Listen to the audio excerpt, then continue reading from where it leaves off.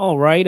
Good afternoon to those of you on the East Coast. Good afternoon also to those of you on the West Coast. I'm your host, Brandon Troy, also co creator of Movers and Shakers Unlimited. Thanks so much for joining us wherever you're watching from. If you had a chance to take a look at the title, you know that we are celebrating an anniversary of sorts with a horror film known only as "I Spit on Your Grave." So, without further ado, let's get into the film as well as our special guest today. So, one moment, please. So, as I said, the movie in question, the subject of today's show is the what I would deem as the ultimate revenge film, 2010's "I Spit on Your Grave," directed by Stephen R. Monroe. This remake of the 1978 original sees a writer who is brutalized during a cabin retreat, and gets revenge on the very attackers who leave her for dead. Now, just to give you a little bit of backstory, on this film, it brings us to an anniversary of sorts, which is, the reason why I have sort of, in our title, because as mentioned before, the film was released in 2010, in October of 2010, in fact. However, it would commence its principal photography, meaning, beginning its shooting, for those unfamiliar, in November of 2009. So, with that out of the way, I wanted to be able to get into our guest, which you see the picture of here. Originally discovering music through his passion of hard rock, metal, goth, and 80s synthwave. Today's guest continued to develop his craft through classical training as a composer at Paris's distinguished La Scola Montorum, and earning a Master of Music from the University of Oklahoma. Additionally, he acquired training in film scoring from the University of Southern California. Since then, he has gone on to work in some of the most unique and inventive projects in the realms of Hollywood, in terms of television, film.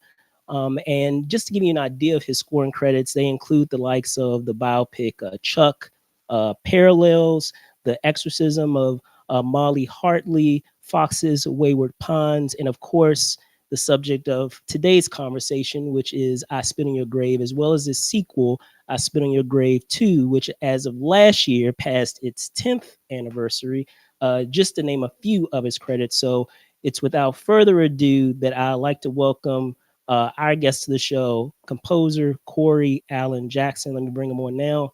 Hello, Corey. How you doing? I'm doing good, Brandon. How are you? I'm good. I'm good. God, you So make me sound almost respectable. I appreciate that. absolutely, man.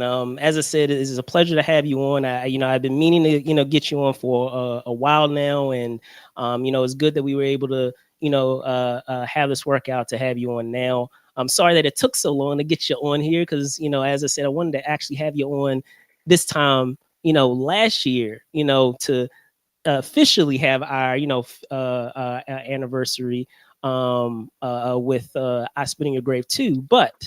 Uh, Regardless of that fact, welcome on. How are you? How are things? How are things going?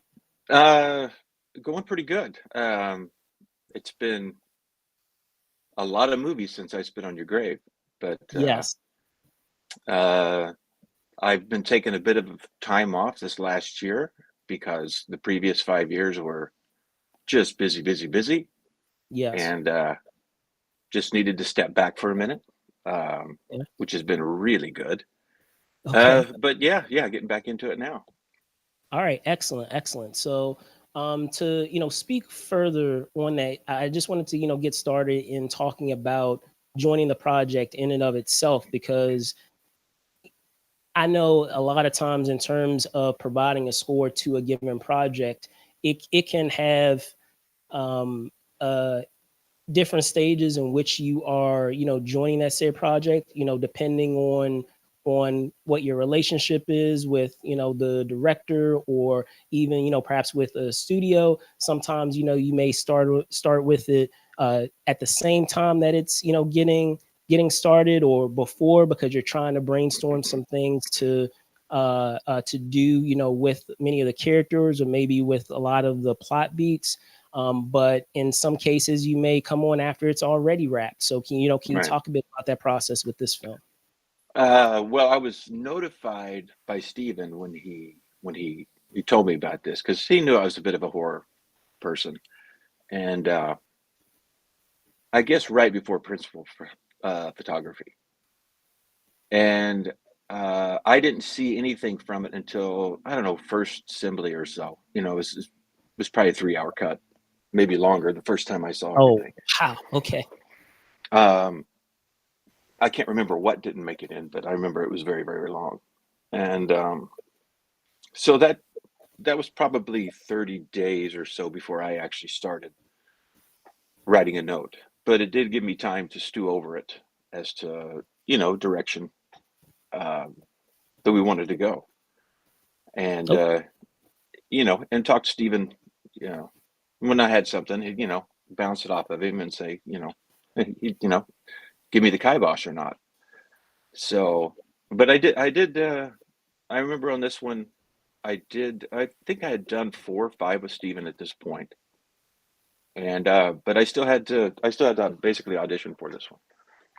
Gotcha. Gotcha. Gotcha. So, to speak further on that and talking about, upon starting that process of composing the film, it had been years since I had seen the film, and for obvious reasons, because it's such a as much as I'm a horror film, it is It's a hard uh watch. it's a hard watch for sure. So, and looking back on it and having a chance to recently watch it, one thing that I did notice is, and I wanted to see if this was purposeful or not, or maybe it's, maybe I'm pulling for straws here, but um one thing that I noticed is in terms of the music at the top of the film, it seemed that there was a concerted effort in terms of there, I guess you can say, kind of a compass of where the character's headspace was, where Jennifer's headspace was, our protagonist, and how it kind of mirrored based on what the vibe that she was getting or giving off, when we're introduced to her, a sense of why there's still a sense of, curiosity and that type of thing of her coming to this place that she's not very familiar with. There was a slight sense of unease in some Hmm. portions, but there was still a sense of curiosity of, okay, here's a new environment. I'm not used to this environment, but I'm going to make the most of this. So, like, without her really having to say anything, it still was able to read what was going on in the story without there being a need for dialogue. So, can you talk a bit about that in terms Yeah, of you're the thought process there? yeah, you're spot on. I mean, it's we knew. I am pretty sure from the beginning, talking about the score, we wanted to keep it kind of oppressive and foreboding throughout because I mean, you could have really taken that opening scene and it's a new journey and gone almost sweeping with it in a way, Yes. but it's not that movie. It's not that movie at all. But there was this, um, I believe it was in the piano and some other instruments, this curiosity and kind of searching uh, thing going on. Um, but it was very tentative as well. It's kind of like she's starting a new book and wanted to get away from it all and ended up in hell. Um, Yeah. so we didn't want to go straight to hell, but we wanted to, light but foreboding. So Gotcha. I think you're spot on. It's weird because I haven't watched this in years until last night, and it's going back. Well, what the heck were we thinking? It's kind of fascinating. Cool, cool. Well, in thinking of, because you actually touched on it, and I feel like it's a great opportunity, good segue to get into it is just the idea of trying not to telegraph things. I Mm, feel like when it comes to music and certain genres, it's a very it takes a very effective hand in knowing where that music is going to fall for certain genres, and it could go overboard in some cases, or it yeah, can cannot be enough in some cases. And immediate genres that think come to mind for me, or if we're talking about like fantasy related fare, where it has to be sweeping and epic, or comedies where you don't want to telegraph, oh, this is really funny, or this is supposed to be funny, you're supposed to be laughing here, or even something that's horrific when we're talking about horror films, and telegraphing it for the audience, like you're supposed to be afraid here, or this is supposed to be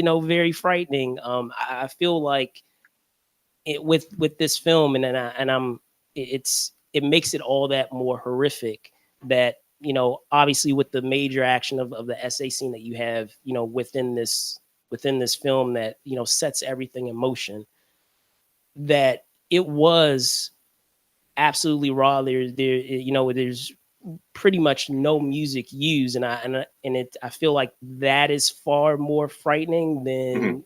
than actually trying to telegraph to the audience what the feeling should be. Yeah, So I exactly. don't know if that was always a choice when in doing that scene or that sequence. Well, with Steven especially, we try to, because Steven's very much a dramatist, and we he directs everything. It basically is a drama, uh, from my understanding. Steven, I apologize if I got that wrong, but it seems to me that it's like he's going to do the dramatic elements and the directing in such a way that it's dramatic, but we're dealing with something that has horrific elements. Uh, so the music is was very much like that as well, and there are more jump scares in there that I like than I like to do. I think a test screening they wanted to bring out some more, or anticipation scares, whatever you want to call them. Okay. Um, so we went back, a couple passes on that, but we tried to keep it, not, to beat you over the head with, because the actors sell it. And this, I mean, Yes. the start, I mean, every single actor brought it on this thing. And I was like, last night when I was rewatching, I said, wow, what a group of actors. And when someone brings it like that, you don't have to, you know, they don't need much support from me. Um, so that's nice. And silence, on the other hand, especially in a horror movie, which, if you go back to the 70s, there's more. The silence is the most frightening thing you can have in a horror movie, because you're not supported. I mean, it's unconscious within the audience, I believe, that, if you're directing them with the emotion that we want them to feel throughout the film, it gets a little boring. But when you leave them with nothing but their own thoughts, I think that's probably the most terrifying thing you can do. Definitely, definitely, definitely. So, in speaking to that, and what comes later of having that retribution, so to speak, can you also talk a bit about that process? Because unlike that said scene, there is a little bit of music that is there to further highlight that retribution that Jennifer is able to get from her get going against her attacker. So can you also talk a bit about that process, and maybe was there a thought process of, just like what we had with the essay scene, of not having music there to also highlight how horrific her retribution was, or Like, was it are we so speaking from like where we go from broken Jennifer yeah, to yeah, basically murdering Jennifer? yeah, yeah, She turned basically, into such a badass. yeah, yeah, Well, it's kind of split from when, kind of her baptism by fire into the when she, they think she kills herself off the bridge. right, I'm assuming if anyone's watching this or who's watching this, they know that the you see, story. So right. 15 years, I'm not going to give